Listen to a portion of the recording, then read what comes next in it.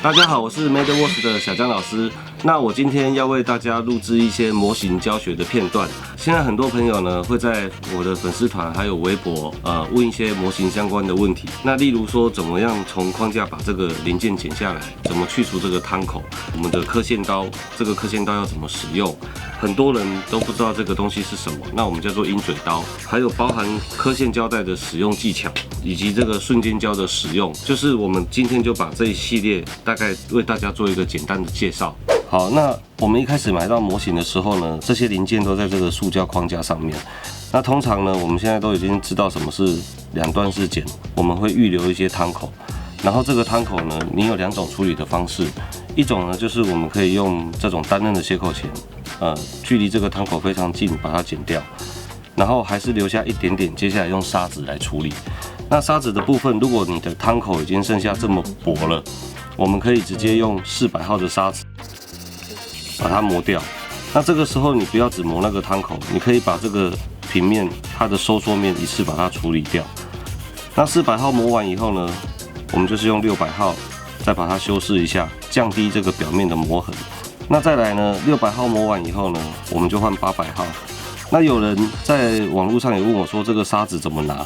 其实就是你把大拇指放在你要磨的这个上面，然后大拇指轻轻的施力就可以了，所以磨起来是很轻松的。那大家看一下现在这个零件的状况哈，就是经过我们这3道的处理，基本上上面已经没有收缩，而且卡榫也清得非常干净。那这个样子就已经可以去上色的阶段了。如果你没有做任何的改造的话，那如果有这种白化一点点白化的现象，如果你是不上色的，那你可能就要用 MadeWorks 的这种成型色的组合包，磨到1500号，再磨到3000号，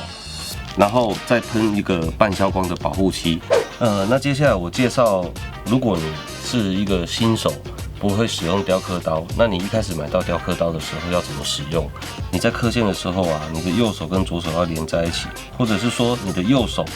放在这个零件上，找到一个零件的支点，那把手放稳以后，再把刀子放到你要刻的位置，然后轻轻的这样往后拉。那你看一下，我们这么轻，已经刮出一条塑胶屑了，所以基本上刻线的时候是不需要用力的。那 HG 你可以用0.1或0.125，那 NG 以上的我这里是全部都是用0.15。如果你用刻线刀刻完的时候，旁边有出现一些毛边，那我这边介绍一下这个鹰嘴刀的使用方式。使用鹰嘴刀的时候，我是不装刀柄的，因为我认为这个轴距越短越好控制。那一般我们在使用鹰嘴刀的时候，是把它放到对的位置以后，垂直的往后拉嘛。可是啊，我们这个时候做一个小小的改变，我们把鹰嘴刀稍微侧翻，这时候它会形成一个类似倒角的作用。那我们就可以借由这个侧翻往后拉，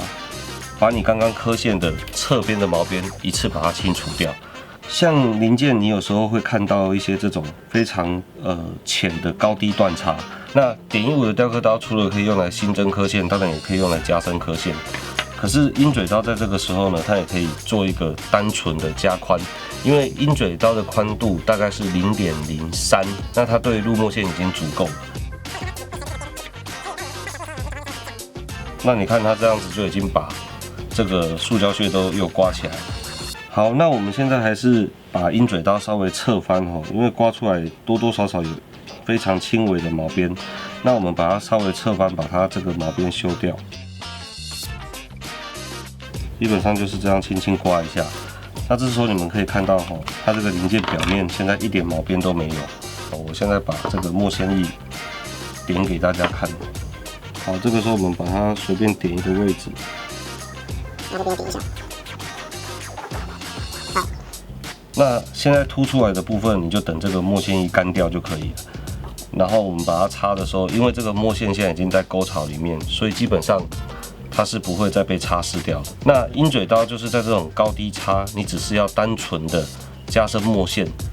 就是使用鹰嘴刀就可以了。那我们新增刻线，鹰嘴刀的线对我来说可能有点细，这个时候我才会去选不同宽度的雕刻刀。我发现指甲刀真的比74035还利，超难剪的啦，干。